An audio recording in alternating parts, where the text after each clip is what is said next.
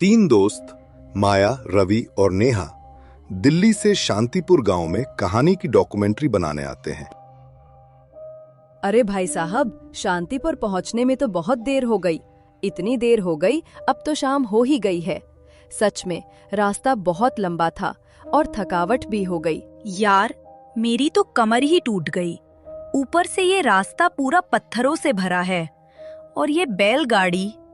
मैं तो बस यही सोच रही थी कि कब ये रुक जाए और हम उतर जाएं। मेम साहब, यहाँ जो रहते हैं वो खुद ही इस गांव से जाना चाहते हैं।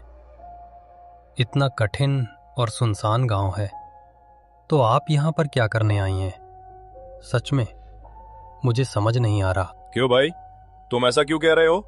हम तो लेखक हैं, अलग अलग गांव जाकर डॉक्यूमेंट्री बनाते हैं। वैसे भी ये डर वाली बातें तो सिर्फ कहानियों में होती हैं। तुम चिंता मत करो, कुछ भी डरने जैसा नहीं है। तुम ये क्या बोल रहे हो? कहानियां? लगता है इस गांव के बारे में तुम लोगों को पता ही नहीं है। चलो छोड़ो, अब मैं चलता हूँ। सच में यहाँ रहना आसान नहीं है। ये बोलकर अंधेरा होने के डर से बैलगाड़ी वाला वहां से चला जाता है। जब वो गांव में दाखिल हुए तो गांव के कुछ लोग थे, वो उन लोगों को देखकर आपस में बातें कर रहे थे, जैसे कोई मेहमान आने की उनको खुशी से ज्यादा डर हो गया हो। वाह यार, देखो ये जगह कितनी अलग है। ऐसा लग रहा है जैसे हम किसी पुरानी किताब के पन्नों में घुस गए हों। शांतिपुर, नाम ही कितना सुंदर है। मुझे लगता है यहाँ की कहानियाँ कमाल की होंगी। घर जाकर इन पर कुछ लिखूंगी, शायद कोई वीडियो भी बनाऊं। माया, तुझे तो हर जगह कहानियां दिखती हैं, लेकिन ये गांव, ये मुझे कुछ ठीक नहीं लग रहा। देखना, ये लोग हमें ऐसे क्यों घूर रहे हैं? और ये जंगल, रात को अगर कुछ हुआ तो? मैं तो कहता हूं वापस चलें। दिल्ली में कितने अच्छे अच्छे कैफे हैं, वहां बैठकर चाय पिएंगे। रवि, तू हर बार डरने लगता है। माया, मैंने तुम्हें पहले बताया था ना, इस गांव के बारे में कुछ रिसर्च की थी। यहाँ का वो पुराना मंदिर, वो कोई साधारण जगह नहीं है। लोग कहते हैं वहाँ एक दर्पण है जो कुछ अजीब करता है। नेहा, तू भी शुरू हो गई? दर्पण वर्पण की कहानियाँ? अरे, मैं तो बस यहाँ की लोक कथाएं सुनने आई हूँ। अगर कुछ इंटरेस्टिंग मिला तो घर जाकर शायद इस पर कोई स्टोरी बनाऊं, लेकिन अभी तो बस मजे लेने हैं। चलो गांव में घुसते हैं, कोई मिलेगा तो उससे मंदिर का रास्ता पूछ लेंगे। माया, तुझे मजा लग रहा है, लेकिन मुझे तो ये जगह डरावनी लग रही है। बैलगाड़ी वाला भी बोला था कि ज्यादा देर यहाँ मत रुकना। कुछ तो गड़बड़ है इस गांव में। रवि, शांत हो जा। माया, हमें सावधान रहना होगा। मैंने पुराने रिकॉर्ड्स में पढ़ा है कि यहाँ सैकड़ों साल पहले एक यज्ञ हुआ था जो गलत हो गया। उस दर्पण का उससे कोई कनेक्शन है। लोग कहते हैं वो दर्पण सिर्फ चेहरा नहीं दिखाता, वो कुछ और भी दिखाता है। वाह नेहा, अब तो और मजा आ रहा है। अगर ऐसा कोई दर्पण है तो हमें जरूर देखना चाहिए। चलो पहले गांव में कोई ठिकाना ढूंढते हैं, फिर मंदिर चलेंगे।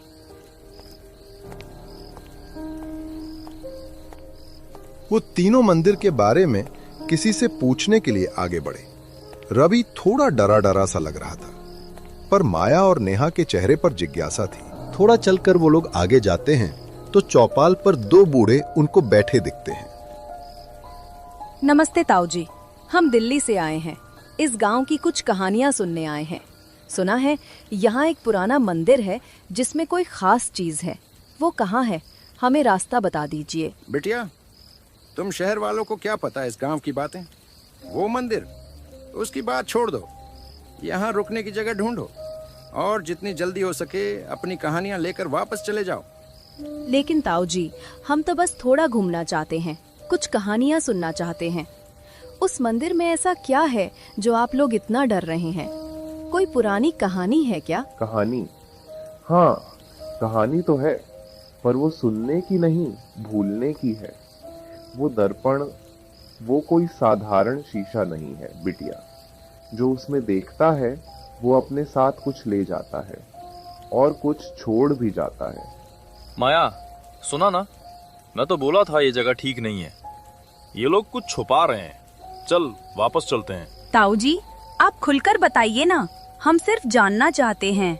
अगर उस दर्पण की कोई कहानी है तो हमें सुनाइए। क्या हुआ था यहाँ? कोई पुरानी घटना? तुम लोग जिद्दी हो। ठीक है, सुनो। सैकड़ों साल पहले इस गांव में एक यज्ञ हुआ था। गांव वाले चाहते थे कि समय को अपने वश में करें। वो दर्पण उस यज्ञ का हिस्सा था, लेकिन कुछ गलत हो गया। वो दर्पण अब सिर्फ चेहरा नहीं दिखाता, वो तेरे अंदर का सच दिखाता है। और जो सच देख लेता है वो फिर वही नहीं रहता। ताऊ जी, ये तो कमाल की बात है। हमें वो मंदिर दिखाइए। मैं वादा करती हूँ हम कुछ बिगाड़ेंगे नहीं, बस देखना चाहते हैं। नादान हो तुम लोग। ठीक है, जाओ। मंदिर जंगल के उस पार है, लेकिन याद रखना उस दर्पण में ज्यादा देर मत देखना, वरना जो आएगा वो तुम्हारा नहीं होगा।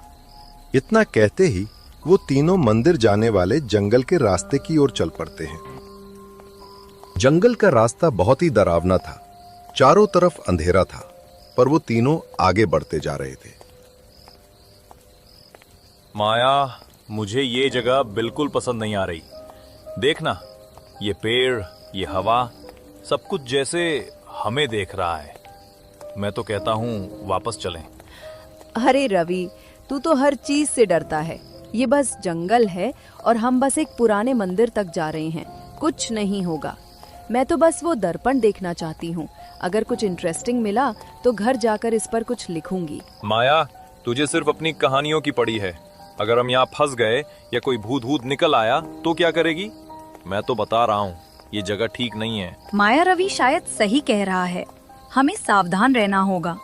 अगर वो दर्पण सचमुच समय से जुड़ा है तो ये कोई मजाक नहीं है। मैंने किताबों में पढ़ा है कि कुछ प्राचीन वस्तुएं वो इंसान की आत्मा से खेल सकती हैं। कुछ देर चलने के बाद वो मंदिर तक पहुंच जाते हैं। यार, ये तो कमाल है।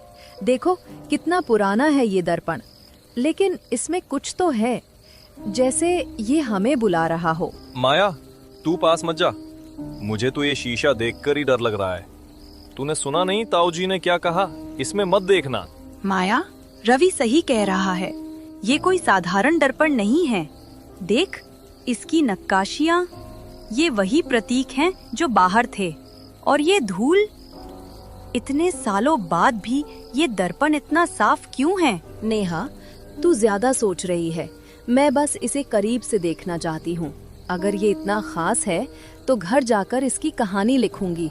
सोच कितना मजा आएगा। माया, मैं तुझे बता रहा हूँ, ये ठीक नहीं है। मुझे लग रहा है कोई हमें देख रहा है। ये जगह, ये दर्पण कुछ गलत है। माया उस दर्पण की तरफ मुड़कर देखती है। पहले तो उसे कुछ अजीब नहीं दिखता, पर जैसे ही ध्यान से देखती है वैसे ही उसे उसके जैसी एक छवि दिखाई देती है, जिसकी आंखें लाल थी। ये देखकर माया एकदम से घबरा जाती है। ये क्या था? रवि, नेहा, तुमने देखा? वो मेरा चेहरा, वो मैं नहीं थी। माया, मैंने तुझे कहा था ये दर्पण ठीक नहीं है। चल अभी निकलते हैं। वो तीनों मंदिर से भागकर गांव की ओर चलते हैं। गांव पहुंचकर वो मेहमान घर की ओर जाते हैं तो वहां एक बूढ़ी चाची दिखती है, जो मेहमान घर की मुखिया भी थी। काकी, हमें आज रात के लिए रुकना है। क्या हम यहाँ रुक सकते हैं? गांव में काका ने बोला था कि मेहमान यहाँ रुकते हैं। हाँ हाँ बिल्कुल, ये मेहमान घर मेहमानों के लिए ही है। रात को बाहर रुकना सही नहीं है। इस गांव की दीवारें भी कुछ ना कुछ कहती हैं। रात को बिल्कुल बाहर मत निकलना। माया, मैं तुमसे कब से कह रहा था ये जगह ठीक नहीं है। हम सुबह होते ही दिल्ली के लिए रवाना हो जाएंगे। मुझे नहीं लिखनी कोई कहानी। जान है तो जहान है। हाँ माया रवि, बिल्कुल सही कह रहा है। वो मंदिर कुछ अजीब था। गांव के लोग भी कुछ अजीब से हैं, जैसे मानो ये लोग अपने काबू में नहीं, इनको कोई चला रहा हो। हाँ, अब तो मुझे भी लगने लगा है कि शायद हमने इस गांव में आकर गलती कर दी। यहाँ कुछ भी ठीक नहीं लग रहा। और उस आईने में मेरी तरह दिखने वाली लाल आंखों वाली परछाई मैं तो भूल ही नहीं पा रही। चलो कोई बात नहीं, अब हम क्या कर सकते हैं? हम तीनों आज रात सोएंगे नहीं। मुझे तो वैसे भी डर लग रहा है। नींद का नामो निशान नहीं है। मैं तो सोच रही हूँ कब सुबह हो और हम यहाँ से जाए। हे भगवान, हमारी रक्षा करना। माया खिड़की के बाहर देखती है। उसे खिड़की के बाहर एक काली परछाई खड़ी हुई दिखाई देती है, जो उनकी तरफ टकटकी लगाकर देख रही थी। अरे रवि, नेहा, तुम लोगों ने देखा? वो क्या था? वो परछाई ऐसा लग रहा है जैसे हमें ही देख रही हो। मुझे कुछ सही नहीं लग रहा। वो परछाई, वो आईना, ये मेरा वहम है या सच्चाई? मैं तो कहता हूँ यहाँ जान गंवाने से अच्छा है हम अभी यहाँ से भाग चलते हैं। वैसे भी सुबह तक रुकना पता नहीं सही रहेगा या नहीं। अगर अभी यहाँ से निकल जाएंगे तो गांव के बाहर रात गुजार लेंगे, पर यहाँ पर एक पल के लिए भी रहना मुझे सही नहीं लग रहा। वो तीनों मेहमान घर से जैसे ही बाहर आते हैं, वो देखते हैं कि सारा गांव खंडहर बन गया है, जैसे बहुत सालों पहले ही इस गांव का सब खत्म हो चुका हो। रवि, मेहा, ये क्या हो गया? अभी तो हम गांव में घूम रहे थे, घर थे, चौपाल था, और अब सब टूटे फूटे खंडहर जैसे खड़े हैं, जैसे ये गांव बरसों पहले ही मिट गया हो। ये सब हमारी आंखों के सामने कैसे बदल गया? मैंने कहा था ना, वो परछाई साधारण नहीं थी। इस गांव की हवा, ये रास्ते, ये टूटी दीवारें, सब किसी अदृश्य शक्ति के बंधन में हैं। शायद हम उसी के माया जाल में फंस गए हैं। ये जगह अब सिर्फ खंडहर नहीं, एक श्राप है। हमें निकलना होगा। प्लीज, यहाँ रहना मौत को बुलाने जैसा है। लेकिन अगर ये सचमुच किसी के वश में है तो हम कहाँ भागेंगे? रास्ता बाहर की तरफ ले जाना चाहिए था, पर देखो हम फिर यहीं लौट आए हैं। हम कितनी भी दूर निकल जाएं, ये श्राप हमें छोड़ता ही नहीं। ये गांव हमें बार बार वहीं खींच लाता है।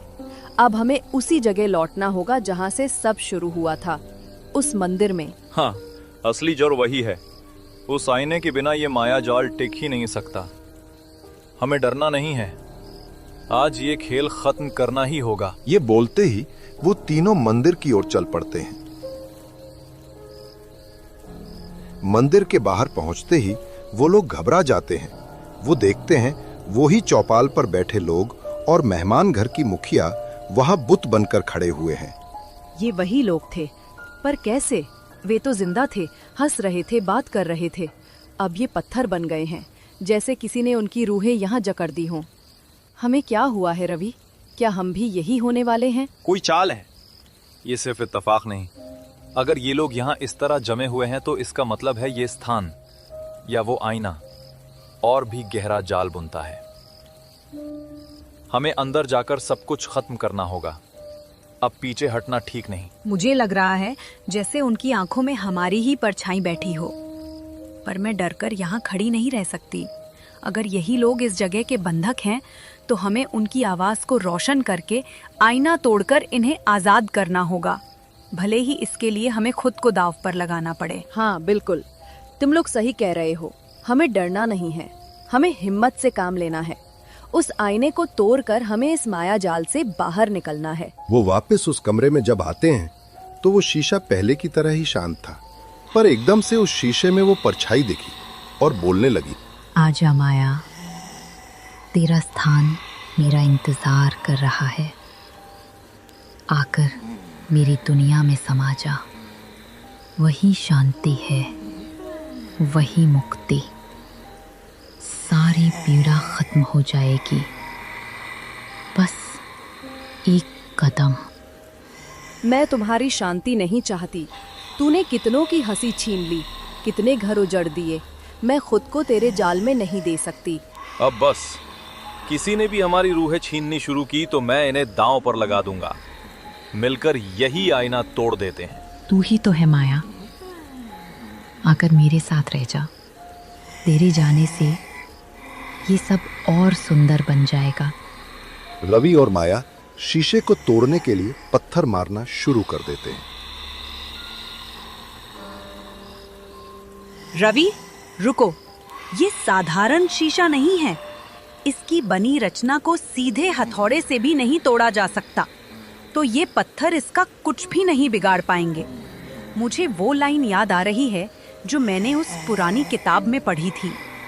एक मंत्र था जिससे उसका माया जाल खत्म किया जा सकता है। टूट जा शीशा, भस्म हो जा, छोड़ दे छाया, छोड़ दे बंधन, ज्वल उठ, अंधकार को जलाकर मिटा दे, मुक्त कर दे इस मंदिर की आत्माएं, अब इन्हें बंद ना।